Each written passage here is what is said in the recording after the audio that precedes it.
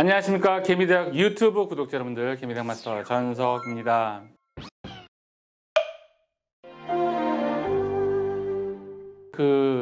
샴푸를 써가지고 머리가 시커매졌죠. 그리고 이제 가마도 예전에는 이쪽이었는데 이렇게 바꿔봤어요. 근데 어저께 좀 아는 지인분을 만났는데 나이가 들어 보인다고 하시더라고요. 예. 여러분들은 어떻게 보십니까? 뭐 제가 나이 들어 보이는 게 뭐 중요하겠습니까? 시국 이런데 그래도 할 건 해야겠죠.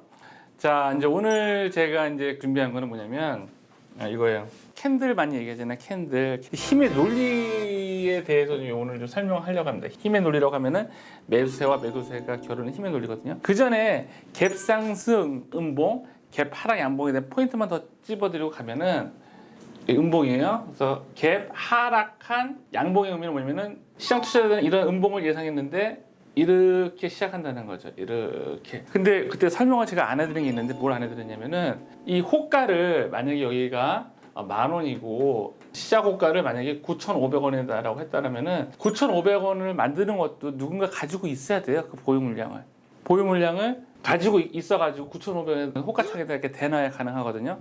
즉 갭 하락했던 그 양봉도 누군가 미리 어떤 주식이 갖고 있어야 형성이 되는 거다. 그런 가능성도 있다라는 겁니다. 상식적으로 그렇잖아요. 가지고 있어야 호가창에다가 9,500원에다가 매도세를 걸어놓고 분위기를 이렇게 이끌겠죠. 가지고 있어야. 그죠? 자, 이번에는 갭 상승 음봉 보면은 양봉이었다가 시장의 기대치는 여기서 시작을 해가지고 요런 거죠. 요런 거. 여기 예상치죠. 여기 예상치. 예를 들어서 여기 10,000원이면은 1,500원에 시작이 돼가지고 오늘 11,000원 가겠구나 그렇게 기대 심리를 완전히 만들어주고 그 다음에 실제로는 이게 아니라 요래 음봉 나오는 거 있잖아요. 이게 뭐라고 했습니까? 갭 상승 음봉. 이거는 갭 하락 양봉이라고 했죠. 특히 여기 밑에서 거래량이 실리면 더 신뢰도가 높다고 말씀드렸습니다. 그죠? 그리고 이거는 물량을 떠넘길 때 주로 잘 쓰인다고 말씀을 드렸고, 근데 갭 하락 헷갈려. 갭 하락 양봉, 갭 상승 음봉일 때 때로는 이게 이제 매집으로 이제 쓰인다고 했는데 요거는 이제 나중에 착시 거래할 때 제가 다시 한번 좀 설명을 좀 드릴게요. 지난 시간에 대한 설명입니다. 개미대의 특징이 뭐냐면 보조 지표를 공부를 안 합니다. 거의 안 합니다. 부러졌나 보다. 이거 어떡하면 좋아 이거. 거의 안 합니다. 매수 타이밍을 잡는 데 있어서 1차적인 지표, 거래량, 그리고 2차 부산물, 캔들이 만들어지는 걸로 이제 판단하려고 합니다. 파동도 보고. 보조 지표 보면은 너무 힘들어. 힘들어요. 매수 시그널이 나서 잡으면은 고점일 경우가 많습니다. 그래서 책에도 썼는데 보조 지표를 사용해서 매수 지표가 났으면 원샷 원킬이 아니라 분할 매수하는 게 좋아요. 자, 그러면 오늘은 이제 힘의 논리로 이제 설명을 좀 드리려고 하는데 힘의 논리이기도 하고 또 힘을 가지고 있는 게 세력이니까 여기 기본적으로 이거는 개인이 만들 수 있는 영역이 아니라 세력이 만드는 영역이구나라고 생각을 하시고 보시면 좋을 것 같습니다. 자, 예를 들어서 여러 번 설명했는데 음봉이었다가 그 다음날 갭으로 떨궈서 요래 변곡적 캔들을 만들고 갭 하락을 시켰죠. 이렇게 예를 들어서 여기 10,000원인데 9,500원에 시켰으면은 사람들이 생각하는 건 이거란 말이죠. 이렇게 예상치는. 근데 이렇게 만들었다는 얘기는 뭡니까? 매도하고 매수세하고 뭐 힘싸움해서 일단은 균형을 이뤘다는 거잖아요. 그죠? 이렇게 나왔는데 그 다음날 이렇게 나왔어요. 다시 갭으로 다시 10,000원에 끝냈어. 여기도 9,600원에 끝냈는데 그럼 이 얘기는 뭘까요? 갭 하락 시작해서 매수 매도가 균형을 이루고 그 다음날 갭으로 뛰었다는 건 확실하게 뭐가 들어왔다? 확실하게 매수세가 이겼다는 거죠. 힘의 논리를 생각해 보면. 그리고 제가 모두에 말씀드렸는데 이렇게 갭으로 호가를 하락으로 시키는 거는 이 종목을 쥐락펴락 하는 사람이 물량을 가지고 있으니까 매도 호가창에다가 9,500원이라고 이렇게 딱 걸어놔야 장시작 전에 걸어놔야 분위기를 이렇게 이끌어놔야 혹은 시가에 살짝 그렇게 해놓고 빠져야 되거든요. 그 얘기는 뭐냐면은 어쨌든 갖고 있으니까 가능한 거거든요.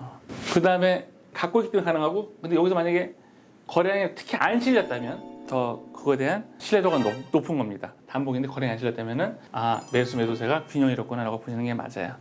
근데 그 다음에 이제 나타나는 게 이런 양봉이냐 아니면은 음봉이면은 이게 하락바람갭이라죠. 이 모습이 나타나면은 이제 이게 하락바람갭이고 양봉이면은 매수세가 이긴 거라고 이제 말씀드렸죠.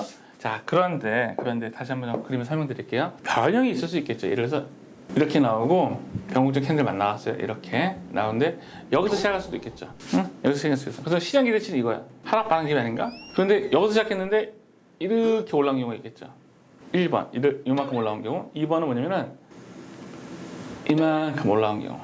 2번 어느 게 더 매수세가 센 걸까요, 여러분들? 이게 음봉입니다. 음봉이었다가 병목 캔들 만들고 하락 바람개비를 만드는 거 아닌가 그런데 요만큼의 갭 하락시켰던 만큼만 다시 이렇게 종가에 끌어올리는 경우랑 아니면은 이 음봉까지 확 치고 올라온 경우랑 어느 게 더 힘이 센 걸까요? 당연히 2번 힘이 센 거겠죠.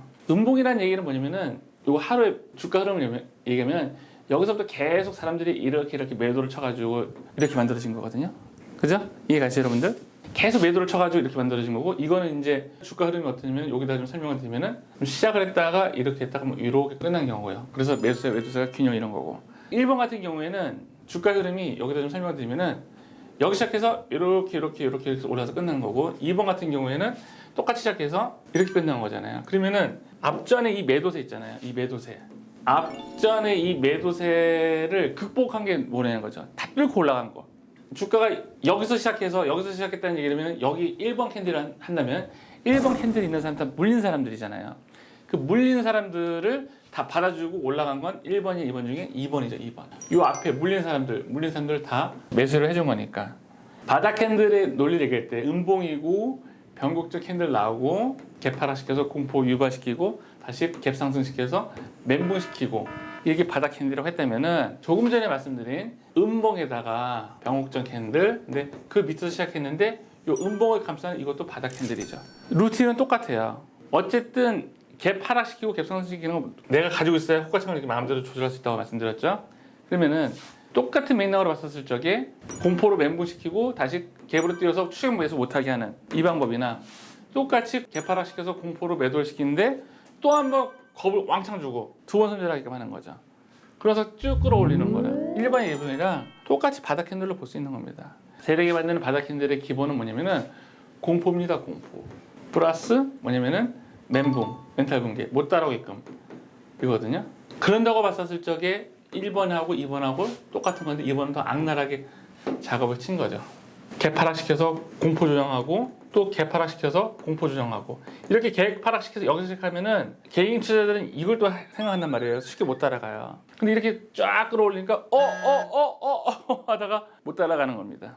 패턴을 외우려고 하지 마시고 뭘 생각하시면 좋냐면은 힘의 논리를 생각하시고 요거 공포 그다음에 멘붕 요 관점으로 플러스 이렇게 하려면은 기존 이 종목에 어떤 보유 수량이 있으면 가능하다는 게 제 논리입니다. 제 논리가 여러분 이해가 가시나요? 만약에 이해가 가신다고 하면은 이런 캔들 한번 찾아보시기 바랍니다. 한번 이렇게 약간 변형된 것도 한번 찾아보시기 바래요. 매수에 만드는 매도라고 그랬죠. 다음 시간에 이걸 좀 뒤집어서 또 설명하는 시간 갖도록 하고 또 그다음에 실제적으로 차트에서 어떻게 이제 이런 것들이 구현되는지에 대해서도 좀 설명을 드리도록 하겠습니다. 힘드시죠? 예, 저도 힘듭니다. 이제 분위기 바꿔보려고 염색도 하고, 염색이 아니라 이제 샴푸 썼는데 까매진 거죠. 어쨌든 염색도 하고, 그다음에 가마도 바꿔왔는데 더 늙어 보인다 해서 우울하지만 그래도 저는 제 할 일을 계속 하도록 하겠습니다. 같이 힘내요, 여러분들. 도움이 되셨다면 구독, 좋아요, 알림 설정 부탁드리고 오늘도 여기까지 끝!